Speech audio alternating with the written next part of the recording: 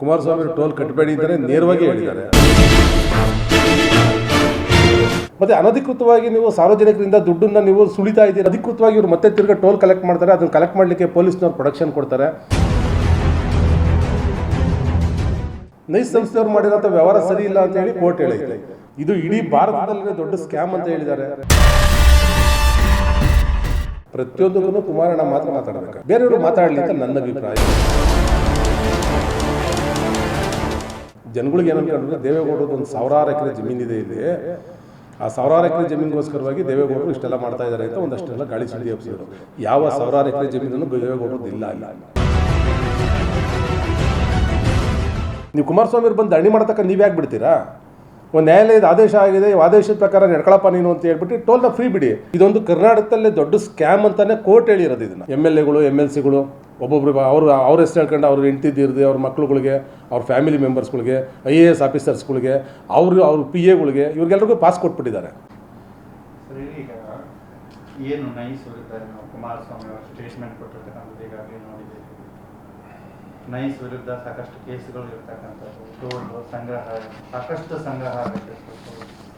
So ಏನು ಹೇಳ್ತೀರಿ sir, ಇದು ಸತ್ಯಾಸತ್ಯತೆ ಏನು ಸರ್? ನಮಸ್ಕಾರ. ಈಗ ನೈಸ್ ರೋಡಿಗೆ ಸಂಬಂಧಪಟ್ಟಂಗೆ ಸುಮಾರು ಸೋಷಿಯಲ್ ಮೀಡಿಯಾದಲ್ಲಿ ಮತ್ತು ಎಲ್ಲ ಕಡೆ ಅಲ್ಲಿ ಕೆಲವು ಪ್ರತಿಭಟನೆಗಳು ಆಗ್ತಾ ಇರೋದು, ಕೆಲವು ಸಾರ್ವಜನಿಕರು ಪ್ರಶ್ನೆ ಮಾಡ್ತಾ ಇರೋದು, ಕೆಲವು ವಕೀಲರುಗಳು ಅದ್ರ ಬಗ್ಗೆ ಡಿಸ್ಕಷನ್ ಮಾಡ್ತಾ ಇರೋದು, ಇದನ್ನೆಲ್ಲ ನೋಡ್ತಾ ಇದ್ದೀನಿ. ತುಂಬ ಮಾಹಿತಿಗಳು ಕೊಡ್ತಾ ಇದ್ದಾರೆ, ಸಾರ್ವಜನಿಕರು ಮಾಹಿತಿಗಳು ತಗೊಳ್ತಾ ಇದ್ದಾರೆ. ಇದೆಲ್ಲನೂ ಎಲ್ಲ ಆನ್ಲೈನಲ್ಲೇ ಸಿಗುತ್ತೆ ಇವತ್ತಿನ ಮಾಹಿತಿಗಳು. ನಾನು ಇದ್ರದ್ದು ಟೋಲಿನ ಸಂಬಂಧಪಟ್ಟಂಗೆ ಒಂದಷ್ಟು ಇದ್ರ ಬಗ್ಗೆ ನಡೀತಾ ಇದ್ದಂಥ ಘಟನಾವಳಿಗಳಿಗೆ ಸಂಬಂಧಪಟ್ಟಂಗೆ ನಾನೊಂದಷ್ಟು ಡಾಕ್ಯುಮೆಂಟ್ಗಳು ತಗೊಂಡು ನಾನು ವೆರಿಫಿಕೇಷನ್ ಮಾಡೋಣ, ಏನಿದೆ ಇದು ನೈಸ್ ರೋಡಿಂದು ಇಷ್ಟೊಂದೆಲ್ಲ ಮಾತಾಡ್ತಾ ಇದ್ದಾರಲ್ಲ. ಮತ್ತು ನಮ್ಮ ಕೇಂದ್ರದ ಮಂತ್ರಿಗಳಾದಂಥ ಕುಮಾರಸ್ವಾಮಿ ಅವರು ಇದ್ರ ಬಗ್ಗೆ ಡಿಸ್ಕಷನ್ ಮಾಡಿದ್ದಾರೆ. ಇದ್ರ ಬಗ್ಗೆ ಓಪನ್ ಆಗಿ ಅವರು ಹೇಳಿಕೆನೂ ಕೊಟ್ಟಿದ್ದಾರೆ. ಅದು ಸರಿನಾ ತಪ್ಪ ಅಂತಲೂ ಒಂದಷ್ಟು ಜನ ಚರ್ಚೆಗಳು ಮಾಡ್ತಾ ಇದ್ದಾರೆ. ಕುಮಾರಸ್ವಾಮಿ ಅವರು ಟೋಲ್ ಕಟ್ಟಬೇಡಿ ಅಂತಲೇ ನೇರವಾಗಿ ಹೇಳಿದ್ದಾರೆ.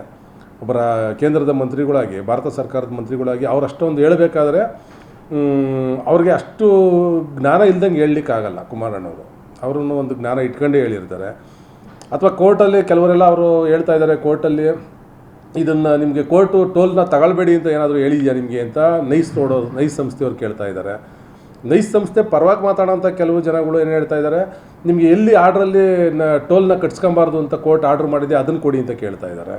ಈ ಥರ ಎಲ್ಲನೂ ಒಂಥರ ಪ್ರಶ್ನೆಗಳ ಮೇಲೆ ಪ್ರಶ್ನೆಗಳು ಮತ್ತು ಕಾನೂನಿಗೆ ಸಂಬಂಧಪಟ್ಟಂಥ ವಿಷಯಗಳ್ನ ಇಲ್ಲಿ ಆದಿಬೀದಿಲಿ ಚರ್ಚೆಗಳು ಒಂದಷ್ಟು ಜನ ಎಲ್ಲ ಮಾಡ್ತಾ ಇದ್ದಾರೆ.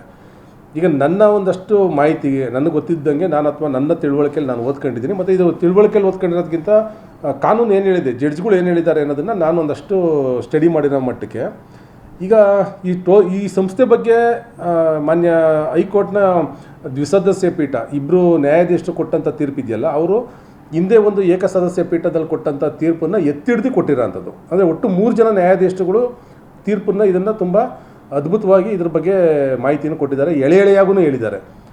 ಆದರೆ ಕೋರ್ಟ್ ಹೇಳ್ತಾ ಇದ್ದಾರೆ ಏನಂತ ಅಂದರೆ, ಈಗ ಪ್ಯಾರ 72 ಪುಟ 281ರಲ್ಲಿ ಇದು ಕಾನೂನು ಮತ್ತು ಈ ಇದಕ್ಕೆ ಏನು ಸಾರ್ವಜನಿಕರಿಗೆ ಮಾಡಿದಂಥ ವಂಚನೆ ಅಂತ ಹೇಳ್ತದೆ ಕೋರ್ಟ್ ವಂಚನೆ ಅಂತ ಹೇಳ್ತದೆ. ಹಾಗೆಯೇ ಪ್ಯಾರ 73 ಮತ್ತು 281, 282 ಪುಟದಲ್ಲಿ ಕೆರೆ ಮತ್ತು ಟ್ಯಾಂಕು ಈ ಥರ ಜೀವಜಲಕ್ಕೆ ಸಂಬಂಧಪಟ್ಟಂಥ ನೀರಿನ ಸಂಬಂಧಪಟ್ಟಂಥದ್ದು ಏನಿದೆಯೋ ಅದನ್ನೆಲ್ಲನೂ ಇವರು ಅದನ್ನು ಕಾನೂನು ಉಲ್ಲಂಘನೆ ಮಾಡಿ ಅದನ್ನೆಲ್ಲ ಮುಚ್ಚಾಕಿದ್ದಾರೆ ಅನ್ನೋದು ಒಂದು ಕೋರ್ಟ್ ಹೇಳುತ್ತೆ. ಅದೇ ರೀತಿಯಲ್ಲಿ 74 ಪ್ಯಾರಾದಲ್ಲಿ 287ನೇ ಪುಟದಲ್ಲಿ ಹೇಳ್ತಾರೆ, ಸ್ವಾಧೀನಪಡಿಸ್ಕೊಂಡಂಥ ಜಮೀನು ಬಳಕೆನೇ ಆಗಿಲ್ಲ ಅಂತ ಹೇಳ್ತಾರೆ. ಆ್ಯಕ್ಚುಲಿ ಇವ್ರದ್ದು ಇದ್ದಿದ್ದ ಕಾನ್ಸೆಪ್ಟ್ ಏನು, 111 ಕಿಲೋಮೀಟ್ರು ಇವರು ನೈಸ್ ಸಂಸ್ಥೆಗೆ ರಸ್ತೆ ಮಾಡಬೇಕಾಗಿತ್ತು. ಅದು ಏನೋ ಬೆಂಗಳೂರು ಮೈಸೂರು ರಸ್ತೆ ಮಾಡಬೇಕಾಗಿತ್ತು. ಅದಾದಮೇಲೆ ಇವರು ಸುಮಾರು ಸಂಬಂಧಪಟ್ಟಂಗೆ ಒಂದು 41 ಕಿಲೋಮೀಟ್ರು ಪೆರಿಫೆಲ್ ರಸ್ತೆ ಮಾಡಬೇಕಾಗಿತ್ತು, ಲಿಂಕ್ ರಸ್ತೆ ಮಾಡಬೇಕಾಗಿತ್ತು. ಅದಾದಮೇಲೆ 9 ಕಿಲೋಮೀಟ್ರು ಅವರು ಒಂದಕ್ಕೊಂದು ಸಂಪರ್ಕ ರಸ್ತೆನೂ ಮಾಡಬೇಕಾಗಿತ್ತು ಅಂತ ಇವರು ಇರೋದು. ಇವರೇನು ಮಾಡ್ತಾರೆ, 111 ಕಿಲೋಮೀಟ್ರ್ ರಸ್ತೆ ಅಂತೂ ಮಾಡೋದೇ ಇಲ್ಲ. ಇವರು 111 ಕಿಲೋಮೀಟ್ರ್ ರಸ್ತೆ ಮಾಡಿ ಆ ರಸ್ತೆಗೆ ಸಂಬಂಧಪಟ್ಟಂಗೆ 5 ನಗರಗಳನ್ನ ಮಾಡಬೇಕಾಗಿತ್ತು ಅಂತ ಹೇಳ್ತಾರೆ. ಅಂದರೆ ಟೌನ್ಶಿಪ್ ಮಾಡಬೇಕಾಗಿತ್ತು ಅಂತ ಹೇಳ್ತಾರೆ. ಅದಕ್ಕೋಸ್ಕರ ಜಾಗ ಕೊಟ್ಟಿದ್ದು ಇವ್ರಿಗೆ 20,000, 25,000, 26,000 ಚಕ್ಕರ್ ಇವ್ರೇನು ಜಾಗ ಹೋಯ್ತಲ್ಲ, ಆ ಜಾಗ ನಾವು ಕೊಟ್ಟಿದ್ದು ಇವ್ರಿಗೆ ಟೌನ್ಶಿಪ್ ಮಾಡಲಿಕ್ಕೆ ಅಂತ ಕೊಟ್ಟಿದ್ದು. ಬಟ್ ಅದು ಬಳಕೆ ಆಗಿದ್ದು ಏನಕ್ಕೆ, ರಸ್ತೆಗೆ ಬಳಕೆ ಆಗಿರೋದು ಸುಮಾರು ಕೆಲವು ಸಾವಿರ ಎಕರೆವಷ್ಟು ಮಾತ್ರನೇ ಬಳಕೆ ಆಗಿರೋದು. ಇನ್ನು ಉಳಿಕೆ ಜಾಗ ಪೂರ್ತಿನೂ ಇವರು ರಿಯಲ್ ಎಸ್ಟೇಟು ಬಿಸ್ನೆಸ್ ಮಾಡ್ಕೊಂಡಿದ್ದಾರೆ ಅಂತ ಕೋರ್ಟ್ ಹೇಳ್ತಾ ಇದೆ ನೀವು ಅನಧಿಕೃತವಾಗಿ ನೀವು ಟೋಲ್ ಕಲೆಕ್ಟ್ ಮಾಡ್ತಾ ಇದ್ದೀರಾ ಅಂತ ಪದ ಬಳಸ್ತದೆ. ಅನಧಿಕೃತವಾಗಿ ಟೋಲ್ ಕಲೆಕ್ಟ್ ಮಾಡ್ತಿದ್ದೀರಾ ಅಂತ ಕೋರ್ಟ್ ಪದ ಬಳಸ್ತು ಅಂತ ಹೇಳಿದ್ಮೇಲೆ ಅದು ಅಧಿಕೃತ ಅಂತ ಹೆಂಗೆ ಅವ್ರು ಕಲೆಕ್ಷನ್ ಮಾಡ್ತಾರೆ ಅಂತ ನನ್ನ ಪ್ರಶ್ನೆ ಅದು. ಈಗ ಅನಧಿಕೃತ ಅಂತ ಕೋರ್ಟ್ ಪದ ಬಳಸಿರೋದು, ನಾನೆಲ್ಲ ಹೇಳ್ತಿರೋದು. ಅವ್ರು ಹೇಳ್ತಾ ಇದ್ದಾರೆ ಕೋರ್ಟ್ ನಿನಗೆ ಟೋಲ್ನ ತಗೊಳ್ಬೇಡ ಅಂತ ಹೇಳಿದ್ಯಾ ಅಂತ ಹೇಳ್ತಾರೆ.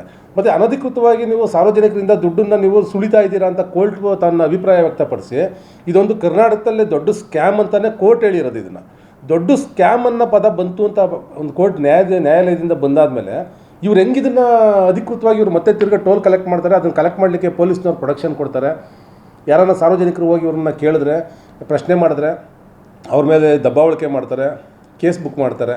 ಈ ಥರ ಎಲ್ಲ ಮಾಡಿದಾಗ ಇದೇನಾಗುತ್ತೆ ಅಂದರೆ ಬ್ರಿಟಿಷ್ ಗೌರ್ಮೆಂಟು ಚೆನ್ನಾಗಿತ್ತು ಅಂತ ಅನಿಸ್ತದೆ ನಮಗೆ.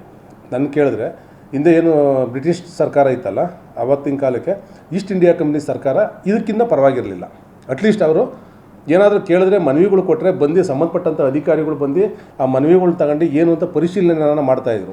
ಹಿಂದೆ ಸ್ವಾತಂತ್ರ್ಯ ಹೋರಾಟದಲ್ಲಿ ಈ 80ನೇ ಸ್ವಾತಂತ್ರ್ಯೋತ್ಸವ ಮೊನ್ನೆ ಆಚರಣೆ ಮಾಡಿದ್ದೀವಿ. ಒಂದು ಕೋರ್ಟ್ ದ್ವಿಸದಸ್ಯ ಪೀಠ ಇದು ಒಂದು ಆದೇಶ ಮಾಡಿದೆ. ಸರ್ಕಾರ ಇದ್ರ ಬಗ್ಗೆ ಕಣ್ಮುಚ್ಕೊಂಡು ಕೂತಿದೆ ಅಂತ ಅಂದರೆ ಇದ್ರ ಬಗ್ಗೆ ಏನು ಹೇಳಬೇಕಾಗತ್ತೆ ಅಂದರೆ ಏನಾಗಿದೆ ಅಂದರೆ ಏಕಮೇವ ದ್ವಿತೀಯ ಅನ್ನಂಗೆ ಪ್ರತಿಯೊಂದಕ್ಕೂ ಕುಮಾರಣ್ಣ ಮಾತ್ರ ಮಾತಾಡಬೇಕಾಗತ್ತೆ. ಕುಮಾರಸ್ವಾಮಿಯವ್ರು ಬಿಟ್ಟರೆ ಬೇರೆಯವರು ಮಾತಾಡಲಿ ಅಂತ ನನ್ನ ಅಭಿಪ್ರಾಯ. ಈಗ ಸೆಷನ್ ನಡೀತಾ ಇದೆ, ದಯಮಾಡಿ ಎಲ್ಲರೂ ಮಾತಾಡಬೇಕು, ಇನ್ಕ್ಲೂಡ್ ನಮ್ಮ ಪಕ್ಷದಲ್ಲಿರೋಂಥ ಲೀಡರ್ಗಳೂ ಮಾತಾಡಬೇಕು. ನಮ್ಮ ಕ್ಷೇತ್ರದ ಶಾಸಕರಾದಂಥ ಸೋಮಶೇಖರ್ ಅವರು ಇದ್ರ ಬಗ್ಗೆ ತುಂಬಾ ಮಾತಾಡ್ತಾಯಿದ್ರು. ರುದ್ರೇಶ್ ಅವ್ರ ವಿಚಾರದಲ್ಲಿ ತುಂಬ ಇಲ್ಲ ಇವರು ನೈಸ್ ಸಂಸ್ಥೆ ಈ ಥರ ಎಲ್ಲ ಮಾಡಿದೆ ಅಂತ. ಸೋಮಶೇಖರ್ ಅವ್ರದ್ದು ಒಂದೇ ಒಂದು ಸ್ಟೇಟ್ಮೆಂಟು ಕೂಡ ನಾನು ನೋಡಲಿಲ್ಲ ಈ ವಿಚಾರದಲ್ಲಿ. ಅವರು ಇದ್ರ ಬಗ್ಗೆ ಮಾಹಿತಿ ತಗೊಂಡು ಇದ್ರ ಬಗ್ಗೆ ಸೆಷನಲ್ಲಿ ಮಾತಾಡಲಿ, ಸಾರ್ವಜನಿಕರ ಪರವಾಗಿ ಮಾತಾಡಲಿ. ನಾನು ಹೇಳ್ತಾ ಇರೋದು ನೈಸ್ ಸಂಸ್ಥೆದು ಸರಿ ತಪ್ಪು ಅನ್ನೋದು ಒಂದು ಕಡೆ ಬೇರೆ ವಿಶ್ಲೇಷಣೆ.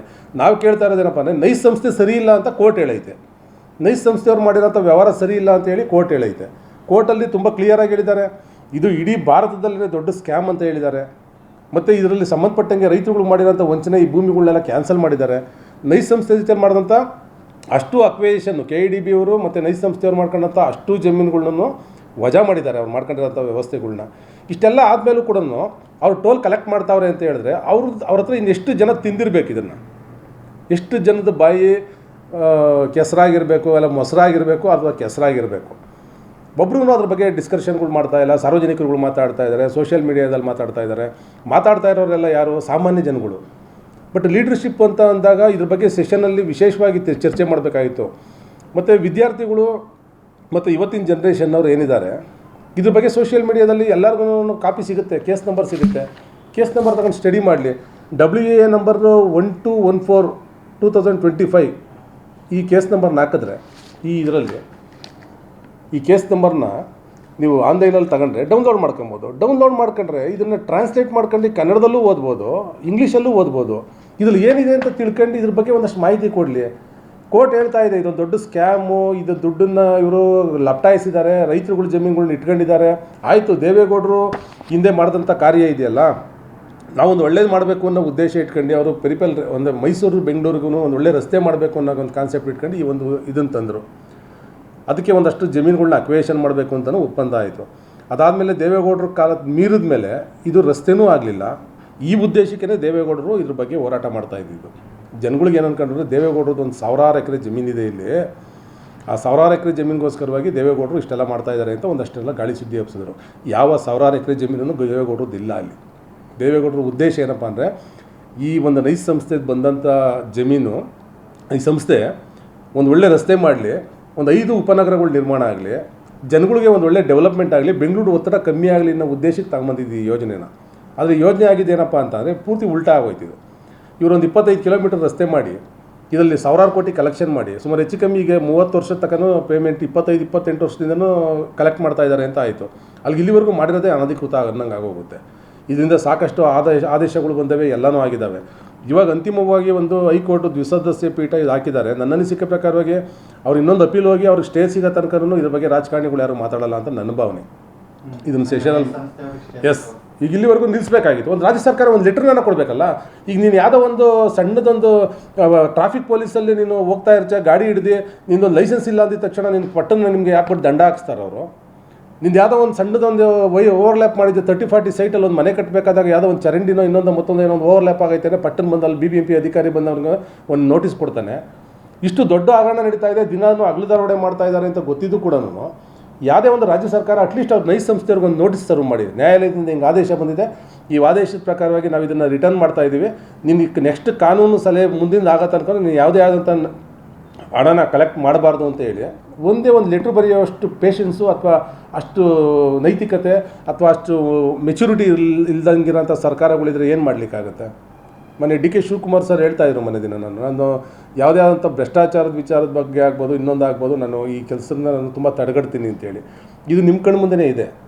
ಇದ್ರ ಬಗ್ಗೆ ಇವತ್ತು ನೀವು ತುಂಬ ಒಳ್ಳೆಯ ರಾಜ್ಯಕ್ಕೆ ನಿಮಗೆ ಸಿಕ್ಕಿರೋಂಥ ಅವಕಾಶದಲ್ಲಿ ನನ್ನ ನಿರ್ಧಾರ ತುಂಬ ಪ್ರಕಾರವಾಗಿರ್ತದೆ ಅನ್ನೋದನ್ನ ತೋರಿಸ್ಲಿಕ್ಕೆ ಇದೊಂದು ಒಳ್ಳೆಯ ಅವಕಾಶ ಇದು.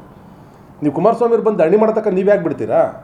ಒಂದು ನ್ಯಾಯಾಲಯದ ಆದೇಶ ಆಗಿದೆ, ಆದೇಶದ ಪ್ರಕಾರ ನಡ್ಕೊಳಪ್ಪ ನೀನು ಅಂತ ಹೇಳ್ಬಿಟ್ಟು ಟೋಲ್ನ ಫ್ರೀ ಬಿಡಿ. ನೆಕ್ಸ್ಟ್ ಕೋರ್ಟ್ ಏನಾದರೂ ಮುಂದಿನ ದಿನದಲ್ಲಿ ಅವ್ರ ಪರವಾಗಿ ಏನೋ ಆದೇಶಗಳು ಮಾಡಿದ್ರೆ ಅವ್ರು ಕಲೆಕ್ಟ್ ಮಾಡಲಿ. ಅವರು ಈಗ ಕಲೆಕ್ಟ್ ಮಾಡ್ತಿರೋದಂತೂ ಇದು ಅನಧಿಕೃತ. ಯಾಕೆಂದರೆ ಕೋರ್ಟ್ ಹೇಳ್ತಾ ಇದೆ ನೀವು ಅನಧಿಕೃತವಾಗಿ ನೀವು ಟೋಲ್ ಕಲೆಕ್ಟ್ ಮಾಡ್ತಾ ಇದ್ದೀರಾ ಅಂತ ಹೇಳ್ತಾರೆ. ಕೋರ್ಟು ಅನಧಿಕೃತ ಅನ್ನೋ ಒಂದು ಪದ ಬಳಸಿದ ಮೇಲೆ, ಇದು ದೊಡ್ಡ ಸ್ಕ್ಯಾಮ್ ಅನ್ನೋ ಪದ ಬಳಸಿದ ಮೇಲೆ ಇದಕ್ಕಿಂತ ಇನ್ನೇನು ಆಧಾರಗಳು ಬೇಕು ಅಂತ ಇದ್ರ ಬಗ್ಗೆ. ಮತ್ತು ಸಾರ್ವಜನಿಕರುಗಳು ಪಾಪ ಮಾತಾಡ್ತಿರೋರು ಯಾರು ಅಂದರೆ ಎಲ್ಲ ಸಾಮಾನ್ಯರು. ಅಲ್ಲಿ ಹೋಗ್ತಾರೆ, ಅವ್ರ ಹತ್ರ ಗಲಾಟೆ ಮಾಡ್ತಾ ಇರ್ತಾರೆ, ಅಲ್ಲಿ ಗಲಾಟೆ ಮಾಡ್ಕೊಂಡು ಮುಂದಕ್ಕೆ ಪಾಸ್ ಆಗ್ತಾರೆ.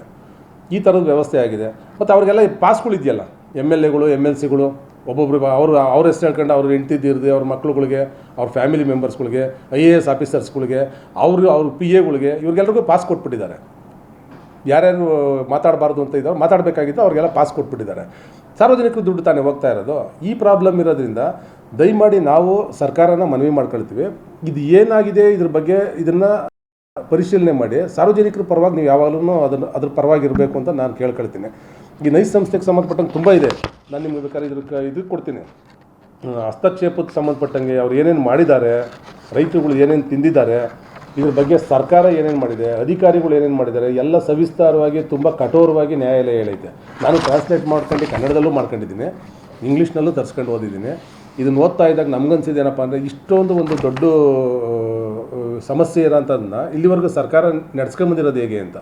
ಜಯಚಂದ್ರ ಅವರೇನೇ ಒಂದು ವರದಿ ಕೊಟ್ಟಿದ್ದಾರೆ. ಇವತ್ತು ಅವ್ರು ಶಾಸಕರಿದ್ದಾರೆ, ಅವ್ರದ್ದೇ ಸರ್ಕಾರ ಇದೆ. ಜಯಚಂದ್ರ ಅವರು ವರದಿಯಲ್ಲೂ ನಾನು ನೋಡ್ತಾ ಇದ್ದೆ, ಅದರಲ್ಲೂ ಅಷ್ಟೇ ತುಂಬ ಅದ್ಭುತವಾಗಿ ನೈಸ್ ಸಂಸ್ಥೆ ಮಾಡಿರೋಂಥ ಎಲ್ಲ ಅವ್ಯವಹಾರಗಳ ಬಗ್ಗೆನೂ ಒಂದಷ್ಟು ಹೇಳಿದ್ದಾರೆ. ಇದನ್ನು ಪರಿಶೀಲನೆ ಮಾಡಿ ಆದಷ್ಟು ಬೇಗ ಇದೊಂದು ನಿರ್ಧಾರನ ತಗೊಳ್ಬೇಕು ಅಂತ ನಾವು ರಾಜ್ಯ ಸರ್ಕಾರನ ಮನವಿನೂ ಮಾಡ್ತೀವಿ ಮತ್ತು ಆಗ್ರಹನೂ ಮಾಡ್ತೀವಿ.